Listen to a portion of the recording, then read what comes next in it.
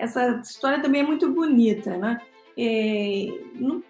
No segundo congresso do Brasilcom, em 1992, em Canela, né, eu observei, eu estava ajudando a organizar com o saudoso desembargador Eládio Lecei, o ministro Antônio Hermes Benjamin, não é? E tantos outros colegas da Ajures, do Ministério Público, o Adalberto Pascoaloto e tantos outros. Foi um momento muito bonito em que a magistratura, o Ministério Público se interessava especialmente pelo Código, né? Nós fazíamos, inclusive, reuniões nos sábados, né? E esse tema do superendividamento apareceu nas palestras internacionais. Ian Ramsey, Thierry Bourguignon, muitos falaram sobre o tema.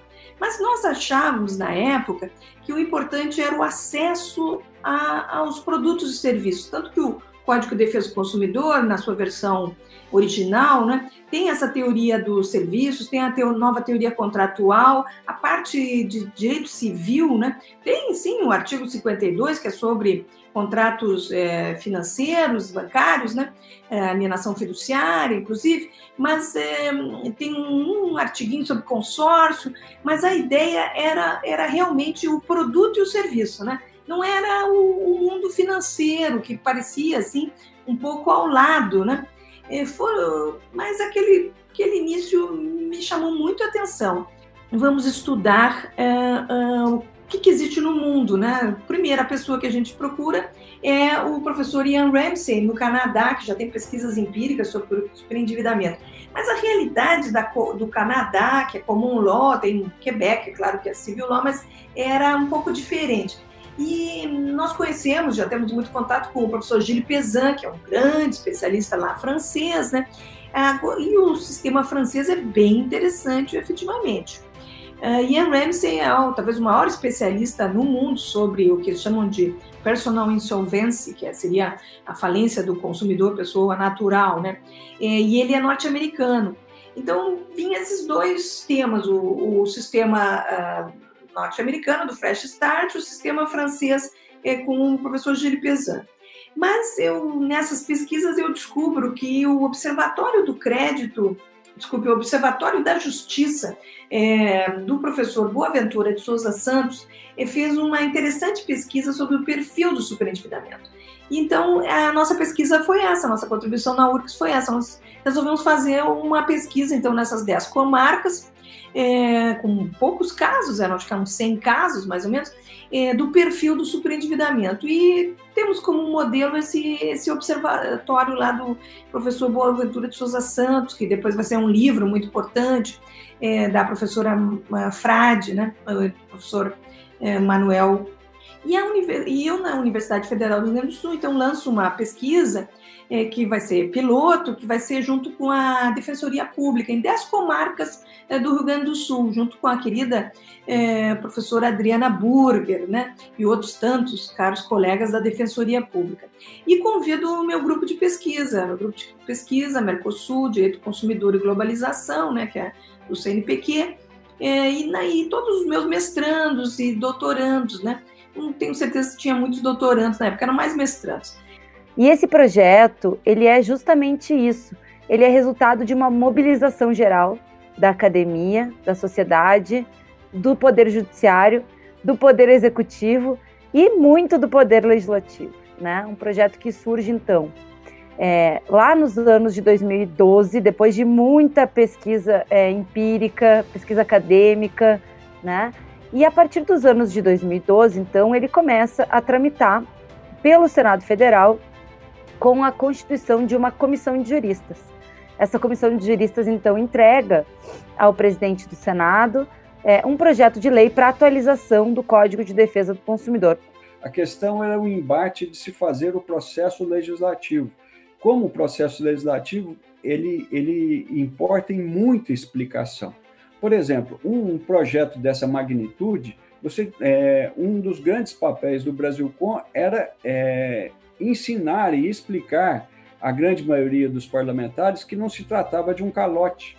Alguns entendiam o projeto de superendividamento como não pagamento de dívidas, e não era essa a razão de ser, né? O perdão de dívidas existe na falência norte-americana, mas não existe no modelo francês, aquele que o espírito nós trouxemos para cá, mas adaptamos do jeito brasileiro, conforme a experiência dos tribunais na questão da boa-fé objetiva, no dever de renegociação, né, e na possibilidade do adimplemento solidário, que é a repactuação. Bom, eu só queria dizer o seguinte: qual é o espírito do projeto de lei que trata da parte processual da atualização do Código de Defesa do Consumidor?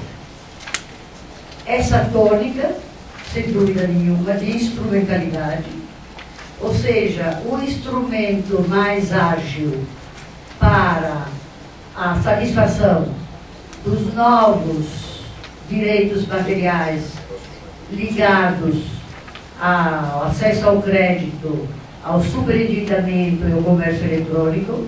Então, uma parte instrumental, a parte de direito material.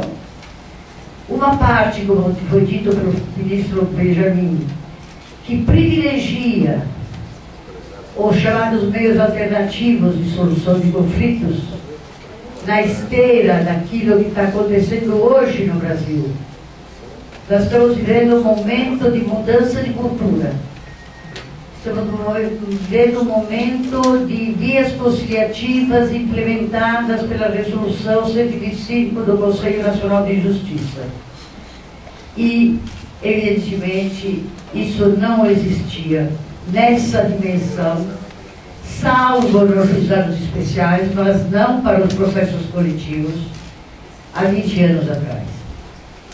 E, em terceiro lugar, tomar algumas posições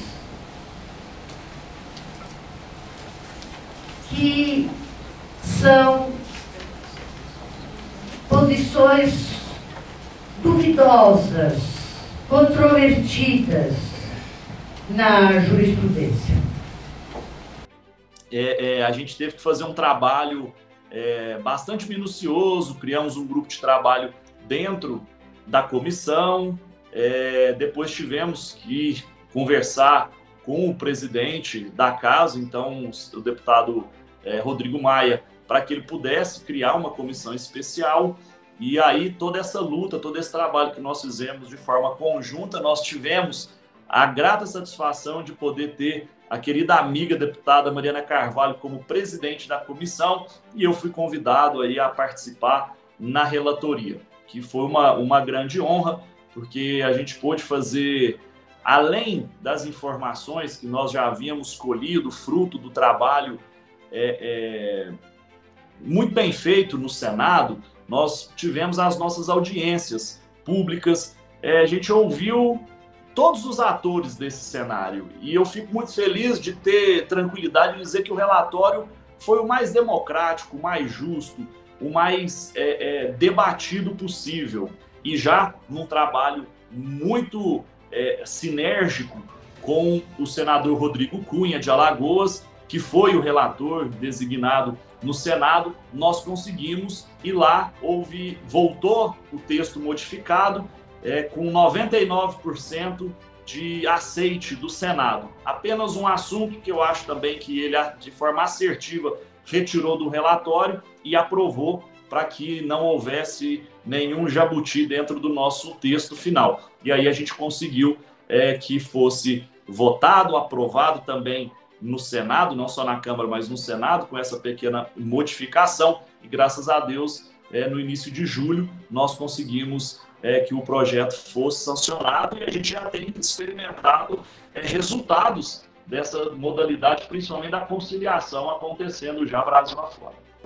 Então, eu acho que a lei veio no momento certo, no momento em que vivemos uma crise por conta da pandemia grande, em que muitas famílias estão super endividadas, e o que eu tenho nesses últimos meses cobrado é exatamente as defensorias públicas, o Ministério Público, os órgãos administrativos de defesa do consumidor e o próprio Judiciário, para que incentive o cidadão a peticionar em juízo, a procurar se orientar com campanhas publicitárias, inclusive, para que as pessoas saibam que elas podem, né, como pessoas naturais, elas podem procurar o juízo e tentar se ver livre do massacre que eles vivem todos os dias com cobranças que muitas vezes são abusivas.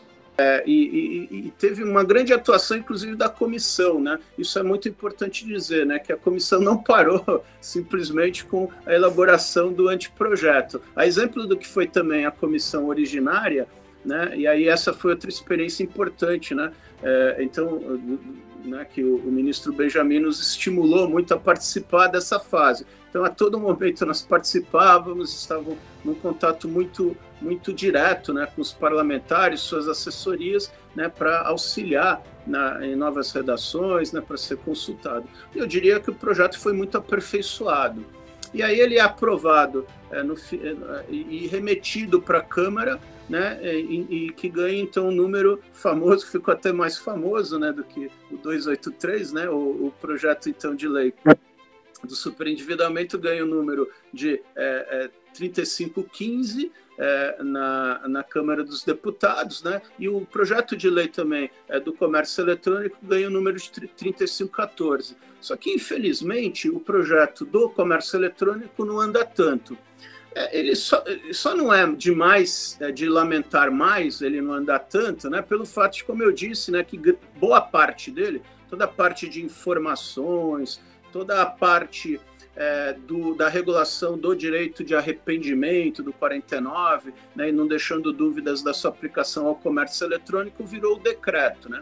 Mas seria importante, eu acho que aí ele teria que ser, inclusive, revisitado bastante, né? Seria importante regular essa área. Mas, enfim, acabou-se, talvez, em parte, até por esse decreto, a própria comissão centrou muito sua atenção no 3515, né? Até porque esse realmente não tinha nada, né, que pudesse ser introduzido por decreto, dependia de lei, que era a regulação e aperfeiçoamento, então, do crédito e do superendividamento.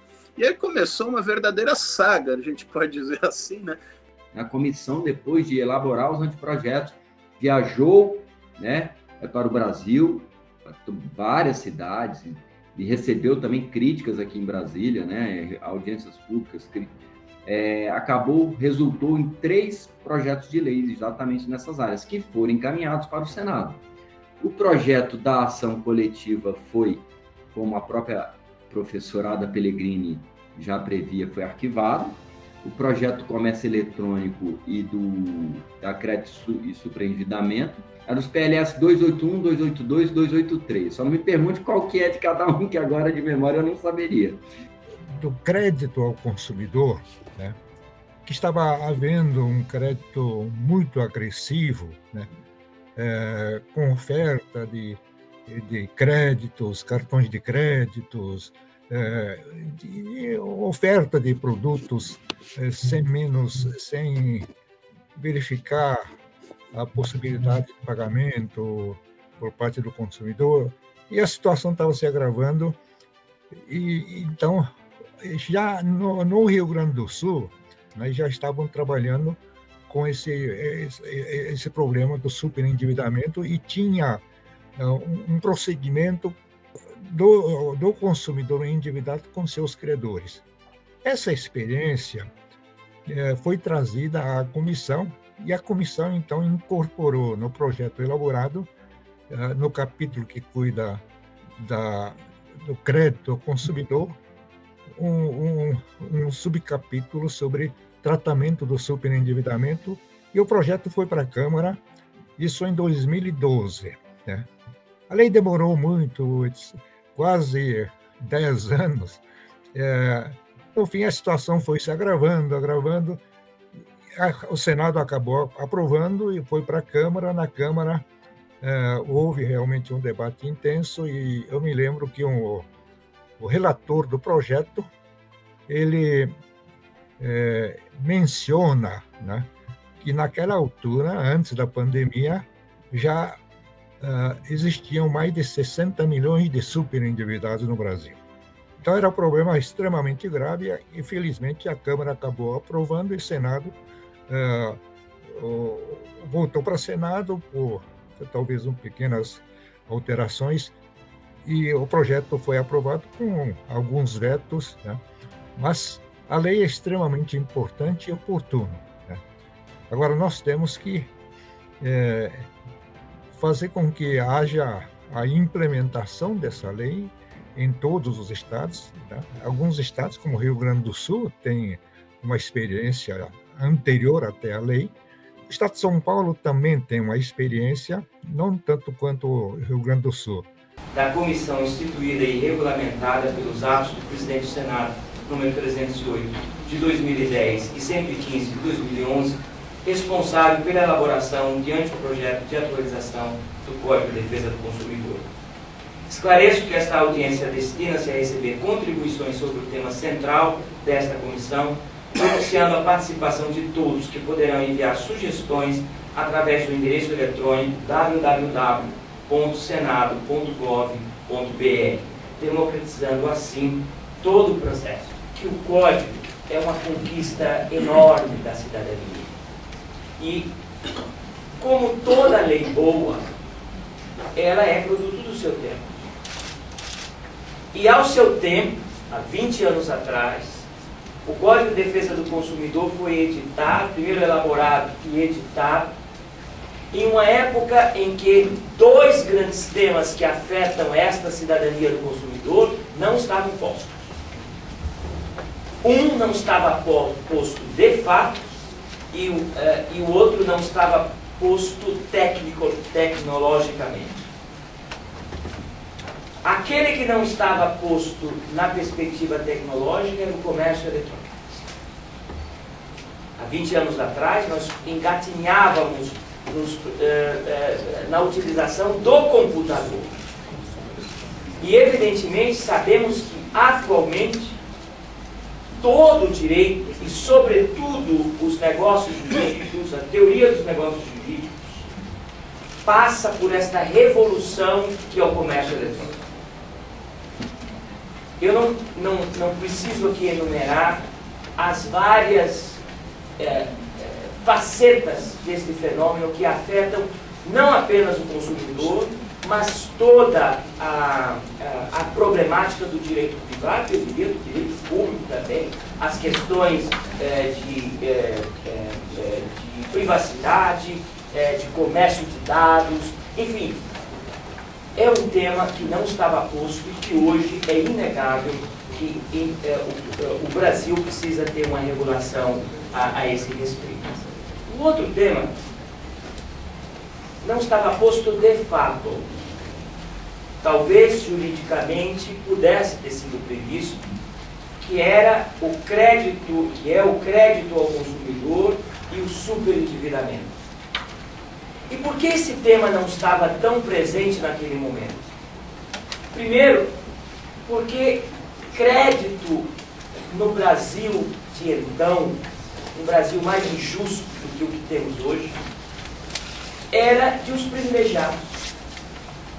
Crédito era para poucos, pouquíssimos. Nos últimos 20 anos, mais de 35 milhões de consumidores passaram a ter acesso ao crédito. Esta é uma marca extraordinária que nós precisamos festejar. Mas, evidentemente, ao trazermos esses consumidores que não integravam o rol dos consumidores de crédito para o crédito, com essas oportunidades vêm dificuldades, em alguns poucos casos, riscos, em outros casos, prejuízos. E creio que a finalidade do Código de Defesa do Consumidor é atuar de maneira preventiva no sentido de evitar os prejuízos aos consumidores. Essas as duas áreas de grandes lacunas legislativas do Código de Defesa do Consumidor. Esse código tem algumas lacunas que estão precisando que elas sejam corrigidas. São alterações que não são de grande monta, mas que são necessárias.